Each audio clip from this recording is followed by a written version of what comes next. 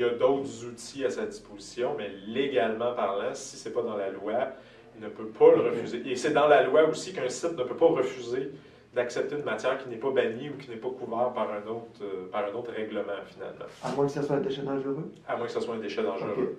Et si je peux faire la subtilité où il y a eu un problème au niveau de l'industrie, c'est le matériel de recouvrement alternatif dont je parlais tantôt, ben lui, comme ce n'est pas de l'enfouissement, c'est des couches. C'est des couches pour couvrir les déchets, ben lui, le site d'enfouissement a droit finalement de vie ou de mort sur ce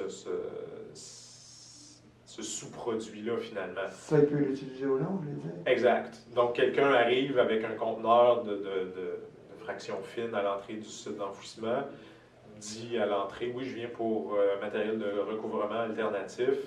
La personne à l'entrée va lui dire, c'est parfait, ce sera tel tarif. Et le camion rentre. Le même conteneur identique, si la politique du site d'enfouissement change, le chauffeur dit la même chose, la personne à l'entrée peut dire non, j'en veux plus de ça. On a trop. C'est ça, on a trop, j'en veux plus. Va ailleurs. Ouais.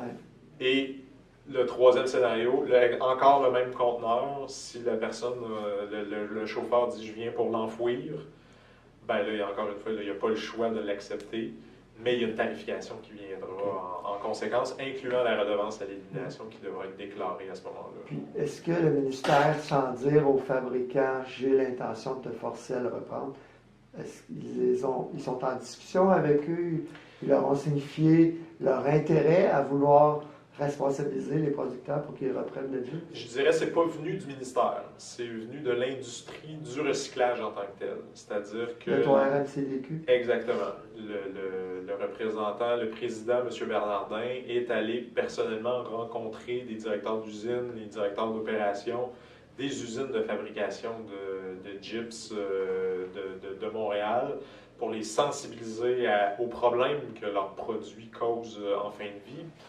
Je ne sais pas si ces fabricants-là étaient au courant des problèmes que ça causait dans la chaîne, finalement.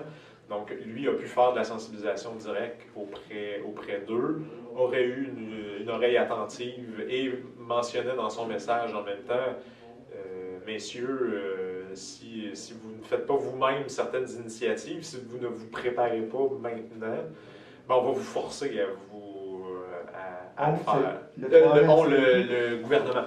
Oui. Si c'est ça. Si M. Bernardin a dit que le gouvernement pourrait vous forcer. C'est ça, exact. C'est pas le ministre de l'Environnement ou, non, c'est... ou le sous-ministre ou autre.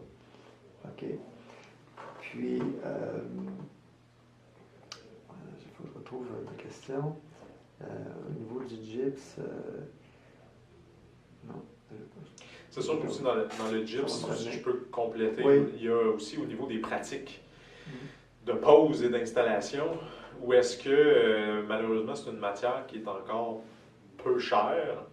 Donc, puis les acteurs, les entrepreneurs ou les poseurs de gyps et les poseurs de joints, finalement, par la suite, qui vont passer, bien, tout est dans la question économique en tant que telle, que s'il y a un espace de 4 pieds qui doit être comblé, qui doit être mis avec un panneau, puis qu'on a une retaille de 3 pieds, puis qu'on a une retaille de 1 pied, ben, le poseur de gyps, il va prendre une nouvelle feuille, il va la couper en deux, il va poser son 4 pieds, puis il va jeter le 4 pieds, le 3 pieds, le 1 pied.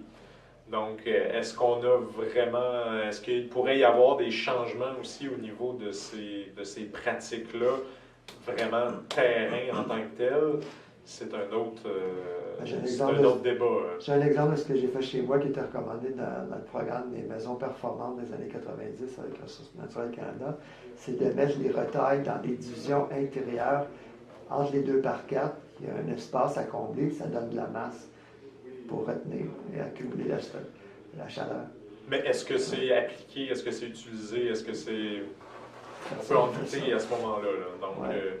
Je pense que dans l'aspect de la construction en tant que tel, c'est sûr qu'il y a quand même beaucoup de gaspillage qui se fait. Moi, des fois, le parallèle que je fais, c'est pourquoi ces entrepreneurs-là ne sont pas un peu comme les fabricants d'armoires de cuisine, qui, eux, la même feuille de 4 par 8 de bois, de haute, vont l'optimiser au maximum. Il n'y aura à peu près aucune perte qui se refait les logiciels de conception Ça de retourne cabinets, dans optimise la disposition des devantures de tiroirs des côtés et autres au moment OK, pour du réduire les découpage. pertes à la source. Réduire les pertes au maximum.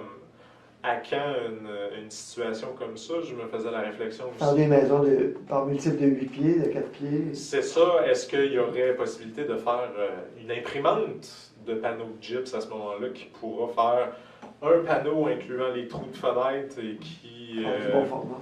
ça sera déjà une seule feuille pour un mur au grand complet qui sera faite. Est-ce que les initiatives pourraient venir de cette partie-là? Est-ce que, bref, il y a... c'est ça, il y a cet autre aspect-là dans les pratiques de l'industrie qui finissent par faire de la matière